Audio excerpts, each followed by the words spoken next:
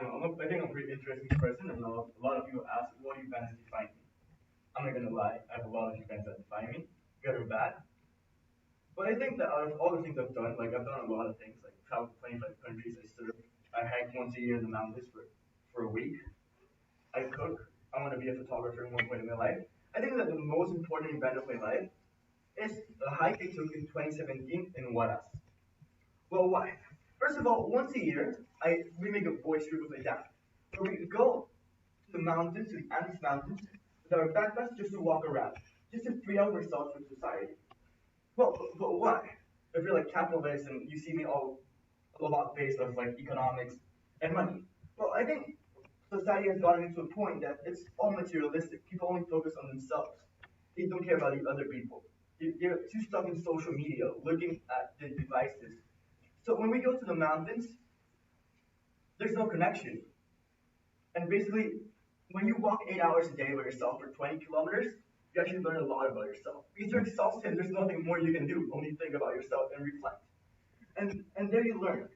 And of course, I go for the natural views because it's literally a painting from God. You can see the mountain is shown in panorama pictures there. Of course, it's beautiful. It's like snow peaks, and you can just see and appreciate life in another way without connection or being distant from society. But the reason I go there actually from all the like materialistic like the views and the photos is because of to see the people how the people interact with the environment, how the locals live.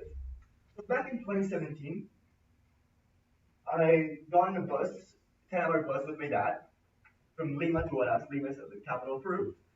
And when we arrived, it was an excellent 3 days of hiking. A lot of like rivers, mountains.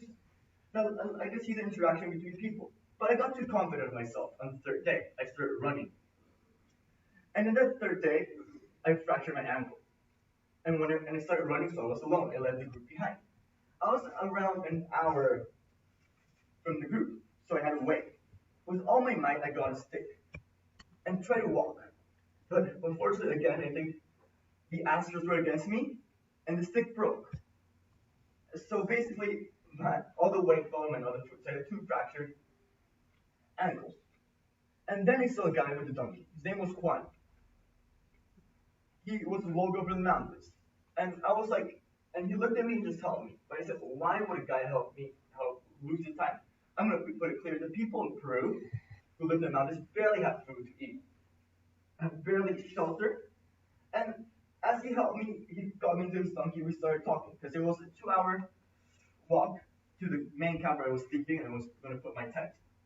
He started telling me that 2 years ago his wife had died, leaving him alone with his two children. But as he was smiling, he was still smiling. I was like, okay, well, like he might have murdered his wife or something.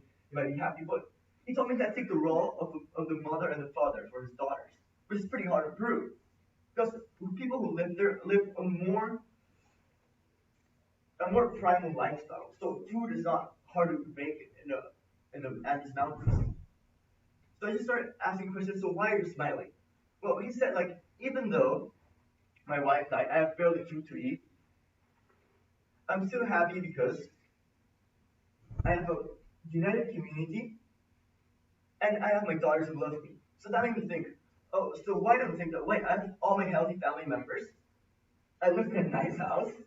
I travel a lot, but I'm still happy just thinking about the likes of the photographs, like most people here, probably.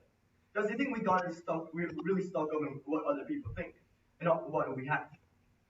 So I started reflecting in that 2 hours with Juan, and I was like, oh, I could figure that out. I could improve on myself.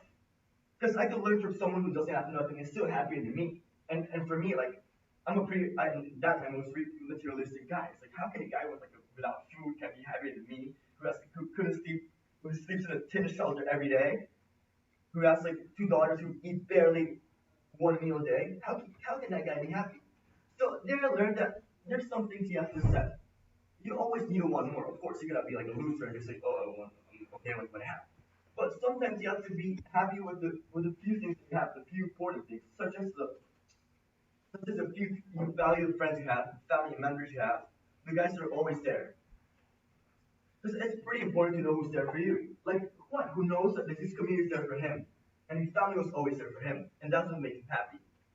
And when I got home after the trip, after the 2 hour ride with Juan, I think completely changed my life because I left everything behind. Before, I always used to post Instagram picture every day.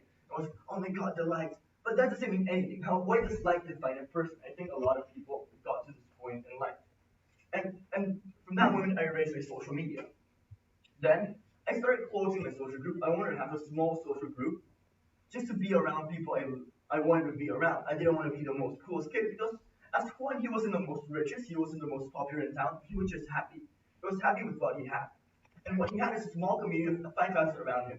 But they were all close to each other. They could all trust each other in a way that they could be like a family. So I aimed for that in my friendships. Also, I stopped partying. Before 2017, I used to go out a lot. But I think that partying doesn't make nothing because you gotta interact with people. So I'd rather go to a place and meet new people, interact with new people than just like hear loud music and don't learn nothing. So what I learned from Juan and what a lot of people should learn from my experience is that always you should leave the materialistic and like the stereotypes and like the the anger and the pressure that modern society puts into you behind. And just look for what you want and what makes you happy. And you should be comfortable with what you really need. Not just a like, not just a dollar, not just a grade. Because for me, and in the case of what Juan taught me in classes, instead of like wanting to get an A, I wanted to learn. Because that's what it means to me to learn. It's not having like an A and be the best in the class. I want to improve every day. Because that's what makes you happy. I think.